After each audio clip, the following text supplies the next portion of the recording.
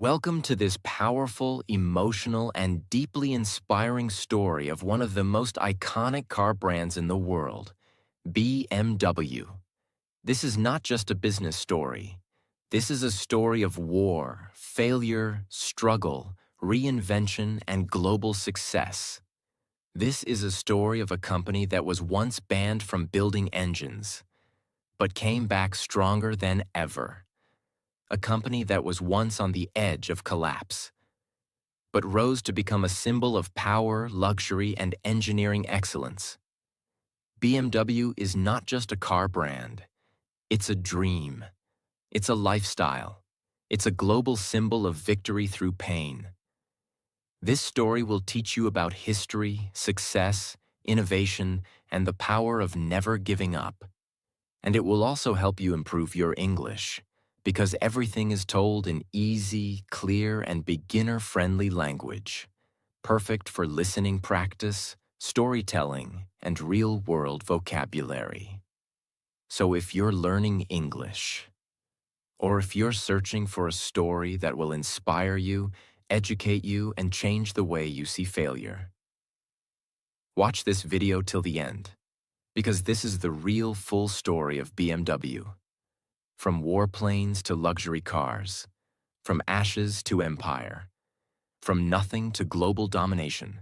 And remember, subscribe to this channel if you want more powerful stories that improve your English and your life. Now let's begin. Chapter 1.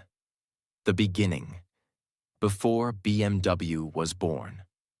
Let's go back to the late 1800s, to a time before BMW even existed.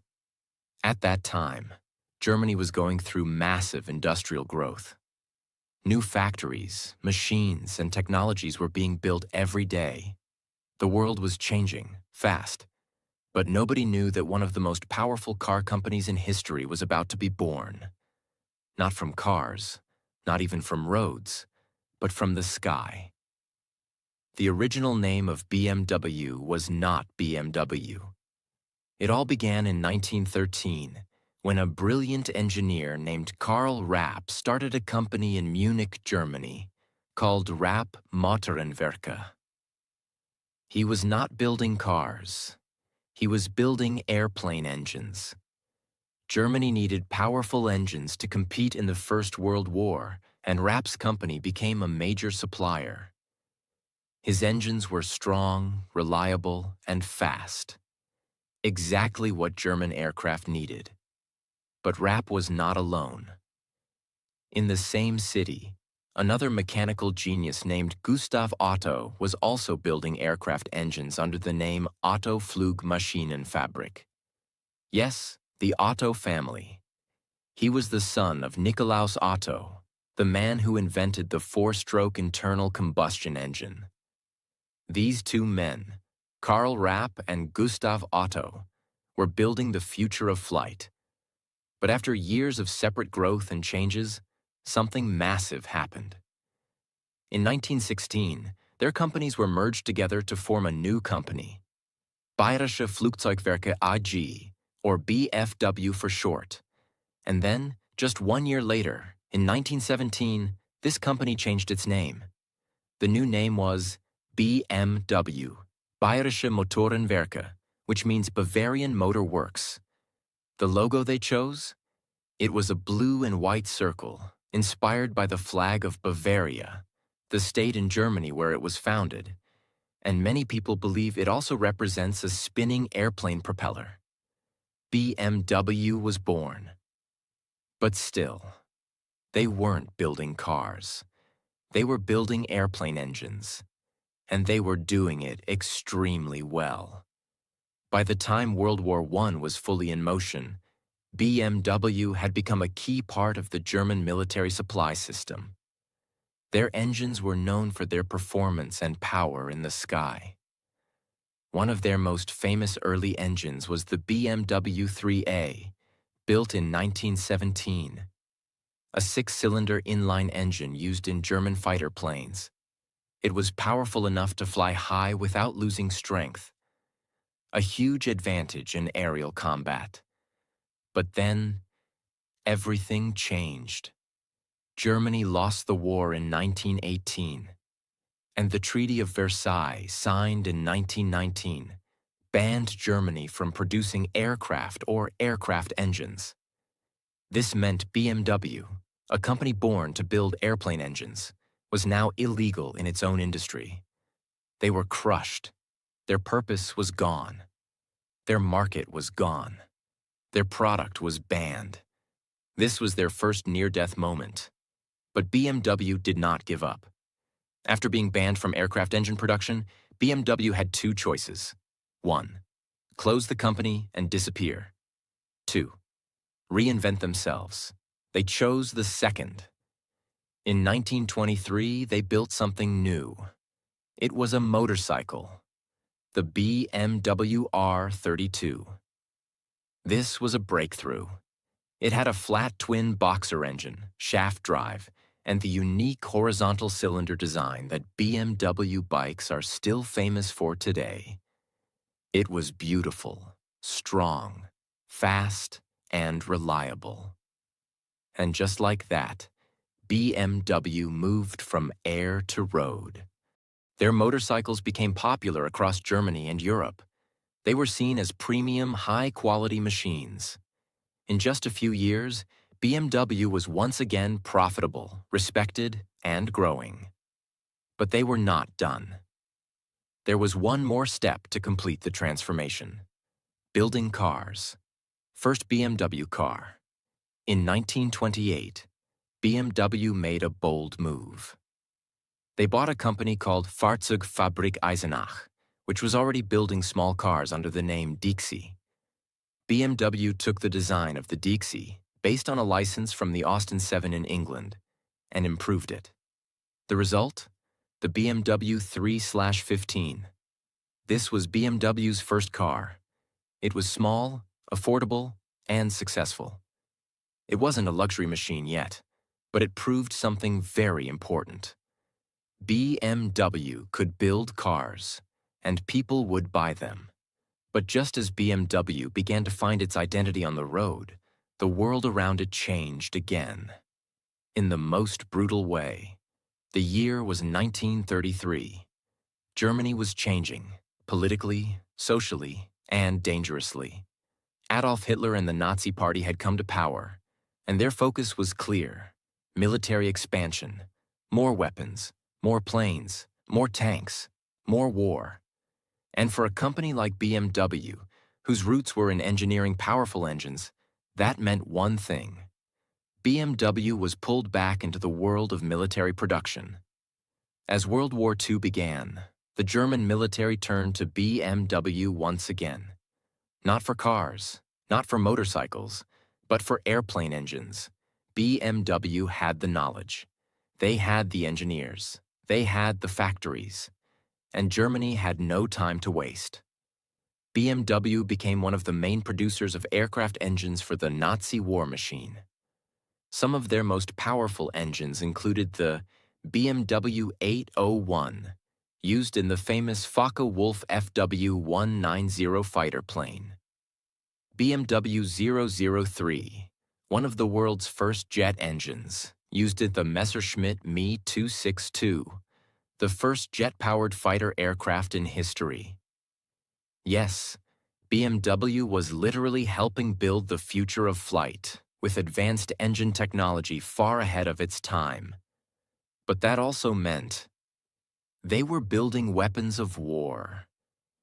Here's a truth that must be told honestly. During World War II, as BMW increased its military production, the German government, under the Nazi regime, began using forced labor. Tens of thousands of people, including prisoners of war, concentration camp victims, and foreign civilians, were forced to work in BMW factories under horrible, inhuman conditions. These were innocent people, often treated like machines, not humans.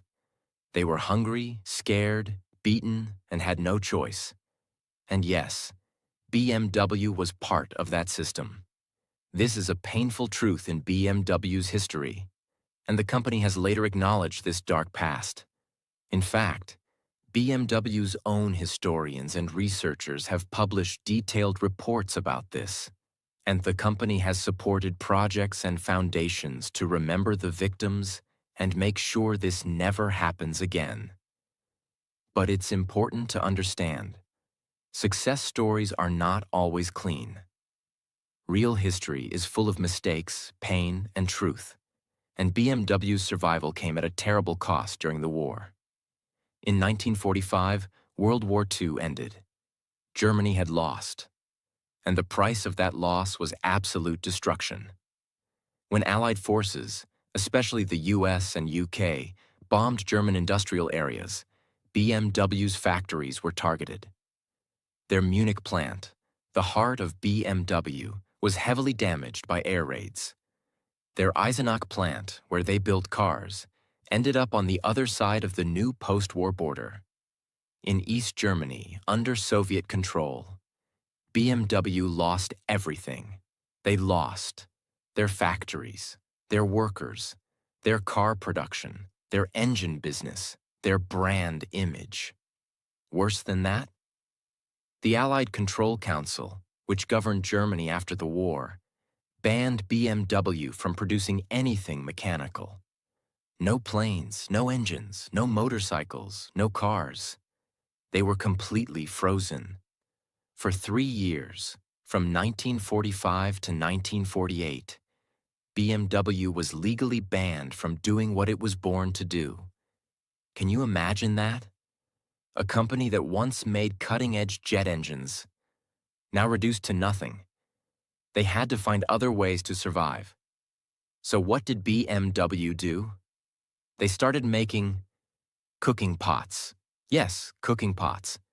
And bicycles and household items.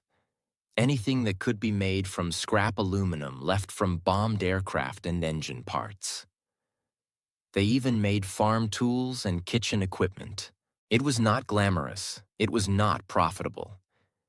But it kept a few people employed, and it kept the name alive.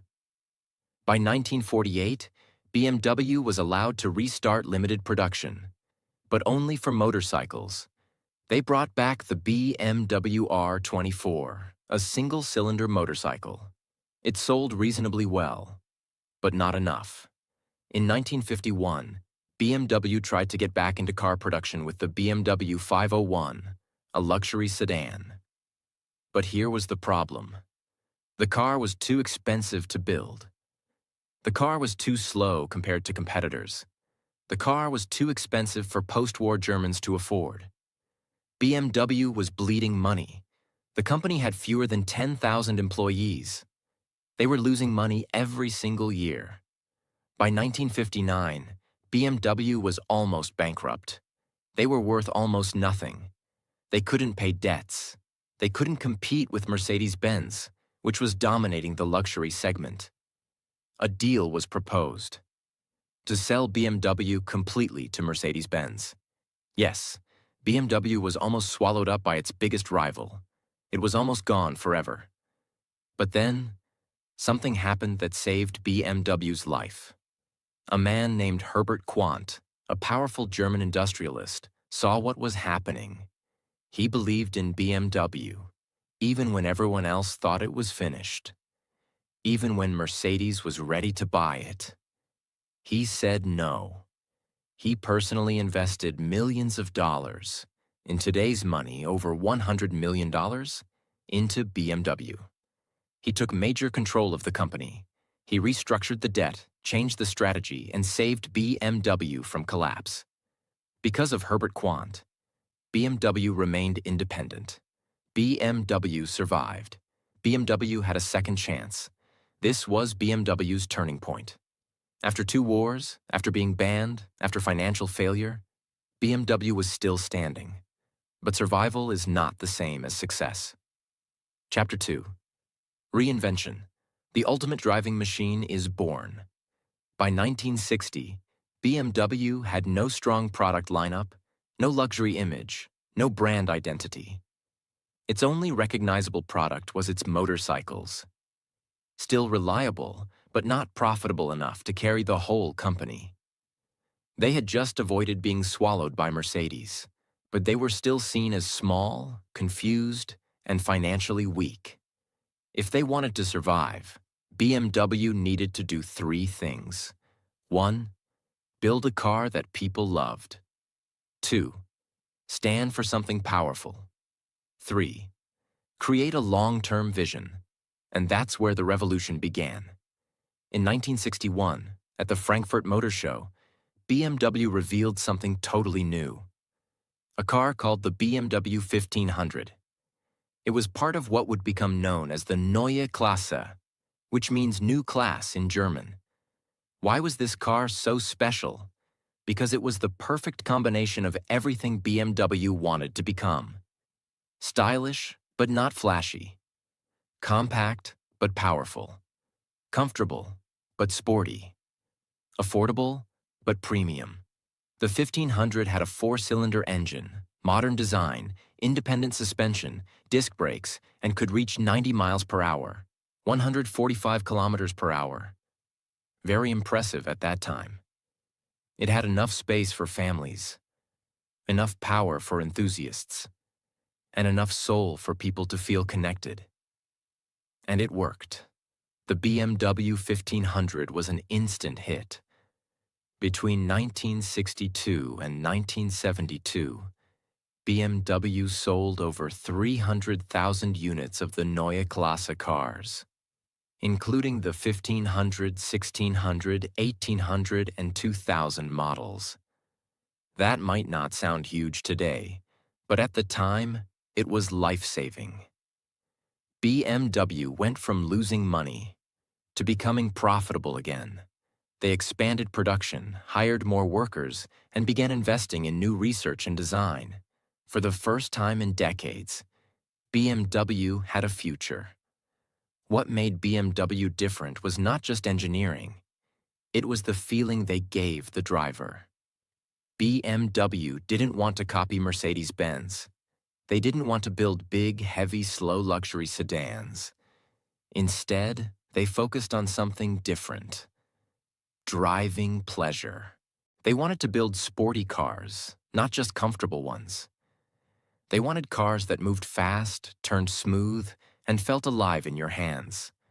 BMW started calling this idea Freude am Fahren in German, which means the joy of driving. Later, this would become the famous slogan, the ultimate driving machine. It was simple, powerful, emotional. BMW was not just selling cars, they were selling a feeling of freedom. In the late 1960s, BMW began looking outside Germany. They knew the real money was in the United States, the United Kingdom, Asia, especially Japan. So they began building new partnerships and distribution networks. In 1972, BMW of North America was officially created.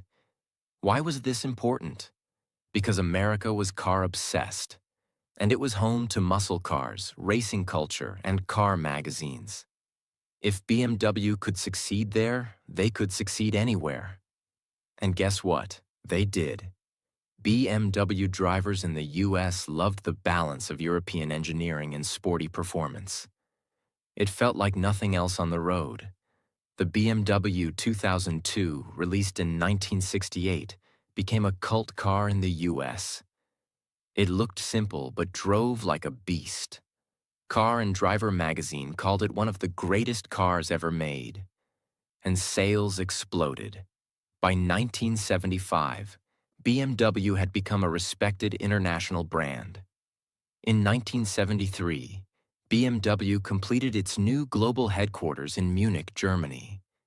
It was shaped like a 4-cylinder engine, a bold symbol of BMW's engineering soul. Next to it, they built the BMW Museum, shaped like a giant bowl. These buildings weren't just offices, they were statements. BMW was saying to the world, we are not just a car company. We are an engineering legacy, and that blue and white circular logo, it became a global symbol of precision, elegance, passion, speed, power. Now comes one of the most important moments in BMW history. Between 1972 and 1977, BMW launched the three core models that still define the company today. 1. BMW 5 Series, 1972. Midsize luxury sedan. Perfect for families and executives. Balanced, beautiful, reliable. 2. BMW 3 Series, 1975. Compact sports sedan. Affordable but fast. Became BMW's best-selling car of all time. Still exists today. More than 16 million sold. 3. BMW 7 Series, 1977. Full-size luxury sedan. Designed to compete directly with Mercedes-Benz S-Class. Elegant, high-tech, and powerful. This wasn't random. BMW was organizing its identity. Each model had a number for the class, and more numbers for the engine. Suddenly, the world began to understand the BMW system. They weren't just buying a car, they were joining a club. By 1980, BMW was no longer just surviving. It was thriving.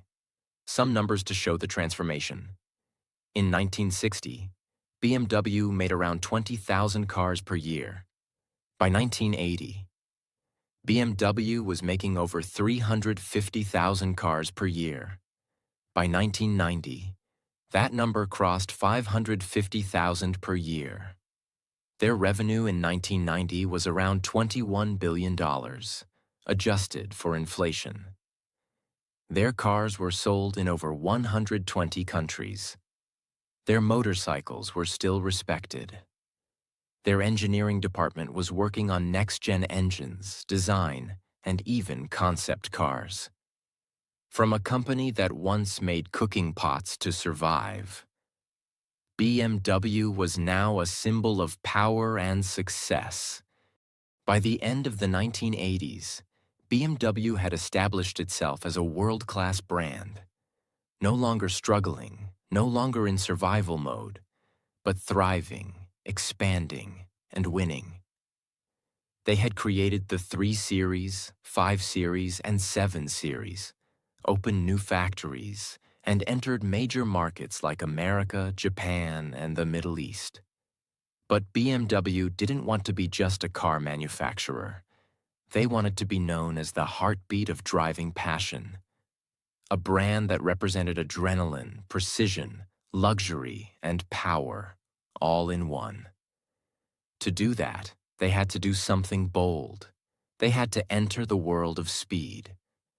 BMW knew that to prove its engineering dominance, it had to win on the racetrack.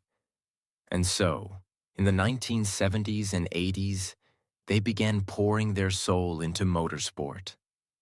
This wasn't just a branding move. It was a technological investment. Because what happens on the racetrack pushes the limits of innovation. Their engines were tested at 300 kilometers per hour. Their brakes melted under pressure, and their designs were pushed through brutal wind tunnels. The most famous racing creation of that time? BMW M1 1978, a mid-engine sports car, designed by Giorgetto Giugiaro, one of the greatest car designers in history. 277 horsepower. Top speed, 162 miles per hour, 260 kilometers per hour. Built for Group 4 and Group 5 racing. This car was fast, low, aggressive, and unlike anything BMW had ever made. It wasn't just a race car. It was the birth of a new era. In 1972, BMW had quietly formed a special team, BMW Motorsport GmbH. This was a secret squad of engineers, designers, and racers. Their mission? To take regular BMW cars and turn them into beasts. In the years that followed, this team would create the legendary BMW M3, BMW M5, BMW M6, and eventually the M8. These were not just fast cars. They were weapons. They were luxury with fire in the veins. They became the dream cars of a generation. Let's break it down. In 1986, BMW introduced the first M3 E30. This car shocked the world. It had 2.3-liter inline-4 engine, lightweight body, a screaming high-rev engine sound, track-ready suspension, a 0 to 60 miles per hour time of just 6.7 seconds, which was super fast in the 1980s. But what made the M3 legendary wasn't just speed. It was balance. You could drive it on the track and then take it to the grocery store. It was a car that made you feel like a racing driver even if you were just going to work. It won multiple world championships, dominated touring car racing, and built a cult following that continues to this day. By the time the next generation M3 E36 came out in the 1990s, BMW had already sold over 200,000 units of M-Series cars, generating over $10 billion in revenue. And they weren't done. As the 1990s began, BMW's identity was fully clear. It was not just luxury like Mercedes. It was not just technology like Audi. It was the ultimate combination of style, sport, and soul. Celebrities started driving BMWs. Musicians mentioned BMW in their lyrics. Entrepreneurs chose the 3 Series as their first luxury car. The 7 Series became the car of choice for diplomats and CEOs. Every BMW model became a statement. The 5 Series meant, "I've made it in life." The 3 Series Coupe meant, "I'm young, rich, and fast." The M5 meant, "I want a supercar in a suit." Even movies got involved. James Bond drove a BMW 750 IL in Tomorrow Never Dies, 1997. Mission: Impossible featured BMW M5 chases. BMW Films was launched. Short cinematic films starring Clive Owen, made to show the emotion of driving. This was brilliant marketing. BMW was no longer just a company. It had become a culture. With growing demand, BMW had to scale fast.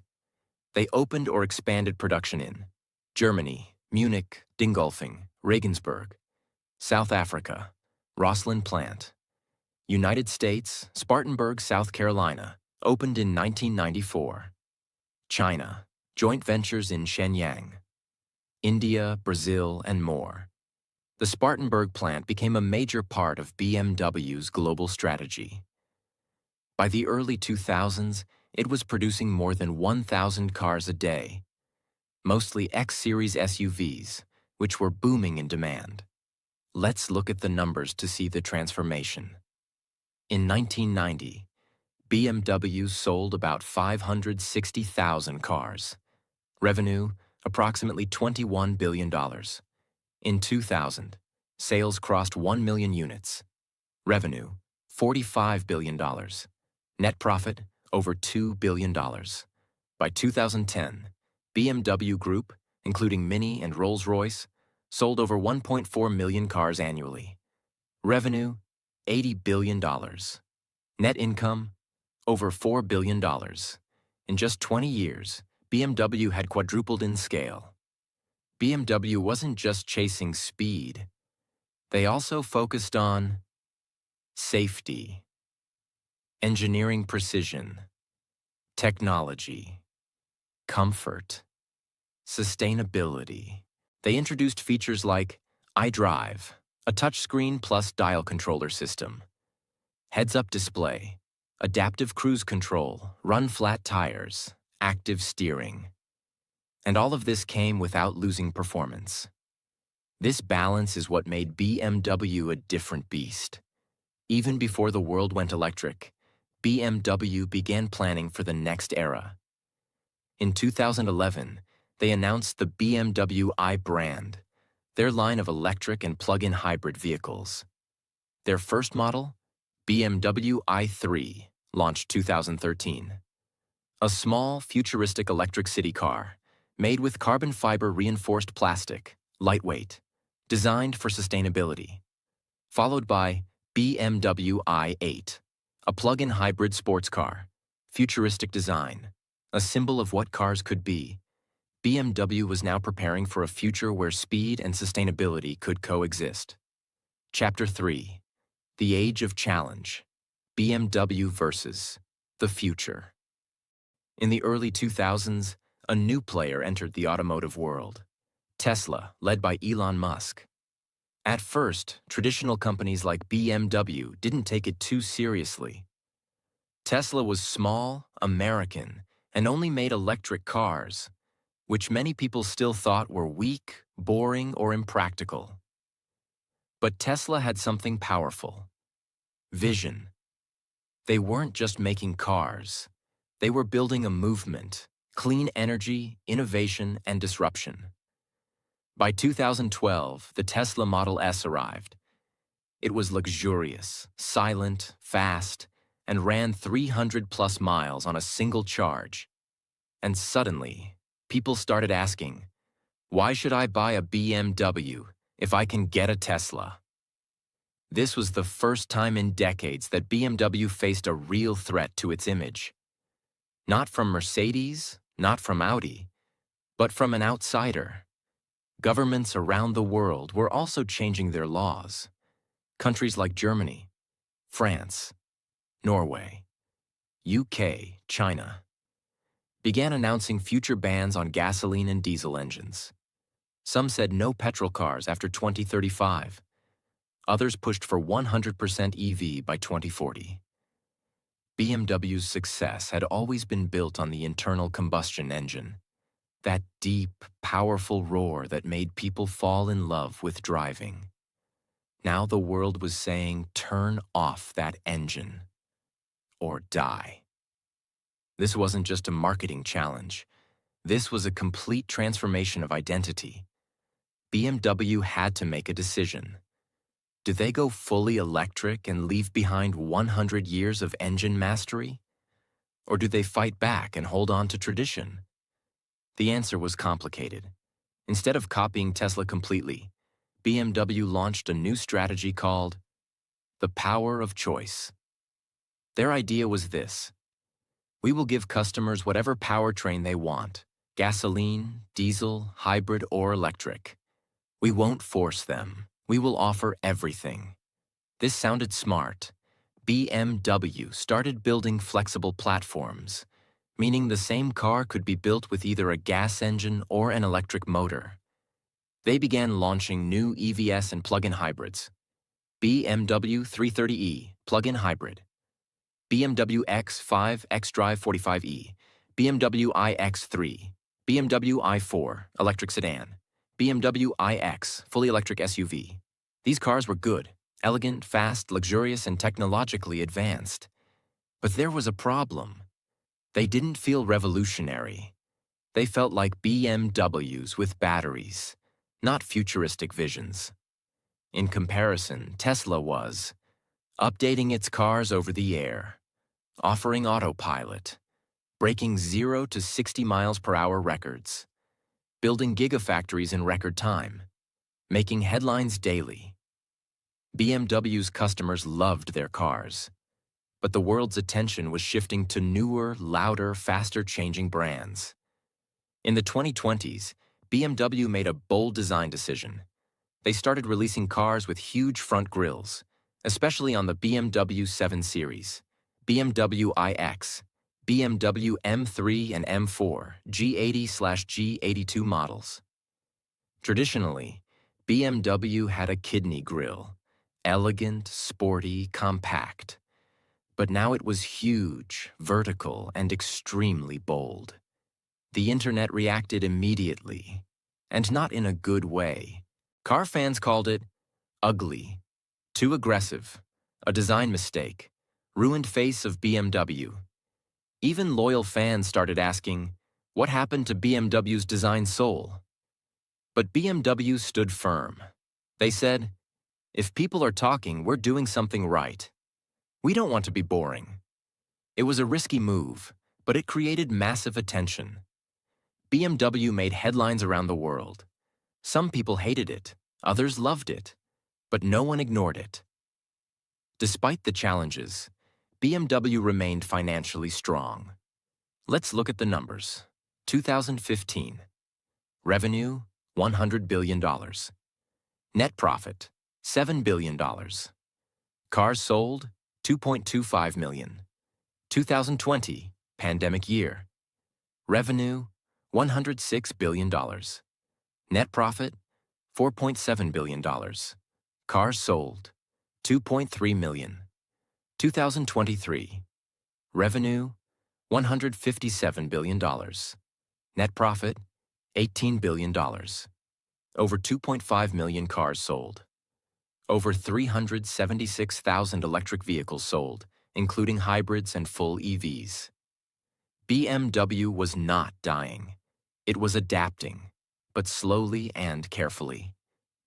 BMW also began focusing heavily on technology, voice assistants inside the car, digital dashboards, BMW Operating System 8, over-the-air software updates, gesture control, integration with Apple CarPlay and Android Auto.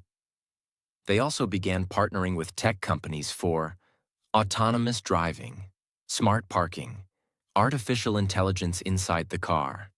They created the BMW Digital Key, allowing your phone to become your car key. The company was sending a clear message. We are not just about engines anymore. We are about innovation. One of BMW's smartest moves in the 2020s was rethinking its brand message. Instead of only focusing on horsepower, top speed, 0 to 60 numbers, they began focusing more on joy, freedom, sustainability, emotion. They redesigned their logo in 2020, making it flat, modern, and minimal, a symbol of digital evolution. Their slogan also evolved, from the ultimate driving machine to a more emotional approach, sheer driving pleasure. They wanted people to remember that a BMW is not just transportation. It's an experience. BMW also continued managing two of the most famous sub-brands in the world, Rolls-Royce, Mini. They had purchased Rolls-Royce in 1998 and Mini in 2000. Both brands were very different. Rolls-Royce, extreme luxury for billionaires. Mini, urban, fun, youthful cars with personality. But BMW handled both brilliantly.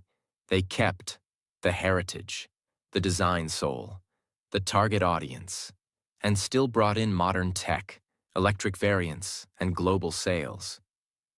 BMW's long-term strategy, called Neue Klasse, yes, same name as the 1960s revolution, was reintroduced. This time it stands for fully electric platforms, radical design innovation, circular economy, recycling sustainability, zero emissions, high digital experience. By 2030, BMW plans 50% of all sales to be electric, all Mini and Rolls-Royce models to be fully electric, all factories to be carbon neutral. They also committed over $100 billion for EV development and battery factories. Chapter 4. Legacy, Love, and the Unstoppable Soul of BMW. As BMW entered the 2020s, it stood at the edge of a new era. Not just a new chapter in design, or new technologies, or new electric ambitions, but a new kind of challenge. To stay human in a world becoming more machine. To stay emotional in a time becoming more digital. To stay BMW in a world trying to change what cars mean. Because BMW's story has never been just about building cars. It has always been about something much deeper. You see, when someone buys a BMW, they're not just buying a machine. They're buying confidence, movement, dreams, power that listens, and sometimes the proof that they made it. Ask any passionate BMW driver and they'll tell you, when I sit behind that steering wheel, I feel alive. There's a reason the brand has survived. 2 world wars, economic collapse, legal bans, near bankruptcy, global competition, technological revolutions, and the biggest transformation in car history, electricity. No matter what happened, BMW kept moving, and so did the people who loved it.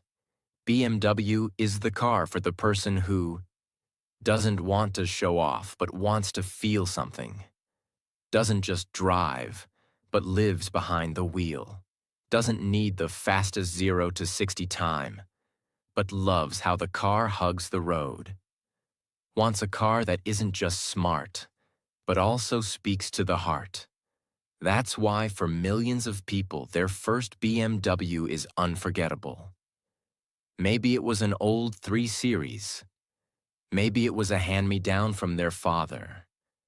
Maybe it was a second-hand car they saved up years for. Maybe it was the reward they gave themselves after building a business. But it meant something. It wasn't about leather seats. It was about that first morning drive, the first turn, the way the engine whispered, "You're not just going to work today. You're alive." BMW's journey is one of the most powerful business lessons in human history. Here's what it teaches us. 1. You can be reborn more than once. BMW was almost destroyed multiple times. In 1919, when Germany was banned from making planes. In 1945, after their factories were bombed. In 1959, when they were nearly bought by Mercedes. In the 2010s, when Tesla stole the spotlight. But every time, BMW didn't cry. They rebuilt, reimagined, and rose again. In life and business, you will fall. That doesn't mean you're finished. It means you're ready to transform. 2. Don't be afraid to change. BMW didn't say, "We're just an engine company." They became a motorcycle innovator, a car legend, a luxury designer, a racing champion, a technology leader, an electric pioneer. If they had refused to adapt, they would have been gone decades ago. If you don't change, the world will leave you behind. 3. Legacy is built through pain. People respect BMW not because it was perfect, but because it suffered, survived, and kept going. The beauty of BMW is in its imperfections. The wars it had to live through, the markets it lost, the mistakes it made, the criticism it faced. But the soul always remained. As of the latest numbers, BMW Group's total value is over $110 billion. Annual revenue exceeds $157 billion. Net profit over $18 billion per year. Employs 130,000 plus people globally. Presence in over 140 countries. Produces over 2.5 million vehicles every year. Electric and hybrid vehicles make up 25% plus of total sales. Owns and operates BMW, MINI, Rolls-Royce, and BMW Motorrad motorcycles. BMW is not just surviving, it's leading again. But now, the question is not just about money. It's about meaning. As AI grows, as roads become autonomous, as EVs become silent, will BMW's passion still matter? Yes, because BMW is preparing for a future that combines emotion with software, performance with electricity, heritage with innovation. Their upcoming Neue Klasse EVs promise to be faster than ever, more sustainable than ever, more digital than ever, yet still feel like BMWs behind the wheel. That's the secret. BMW refuses to let technology kill emotion. They want to prove you can still feel joy, even in the age of silence. You may never own a BMW. You may never drive one. But the story you've just heard is not really about a car. It's about a group of humans who refused to quit. A company that rose from ashes, again and again. A symbol of reinvention. And a reminder that nothing is truly over until you give up. BMW lost everything, not once, not twice, but multiple times. And yet here they are, still building, still racing, still dreaming. And maybe that's what you need right now too. Maybe your life has hit a wall. Maybe your dream feels broken. Maybe your identity is being tested. Maybe the world thinks your time is over. Let BMW remind you. You're allowed to collapse, but you are not allowed to stay down. You can reinvent. You can evolve. You can become the ultimate driving machine of your own life. BMW is not just a company. It's a lesson in courage, a story of speed, soul, and survival, and a reminder that every engine that stops can start again. Thank you for watching this full biography. And remember, this story wasn't just told for entertainment. It was told to improve your English, to inspire your mind, and to awaken your heart. If you learned something powerful today, if your English improved with this story, if you felt emotion from a brand's life story, then do one thing right now.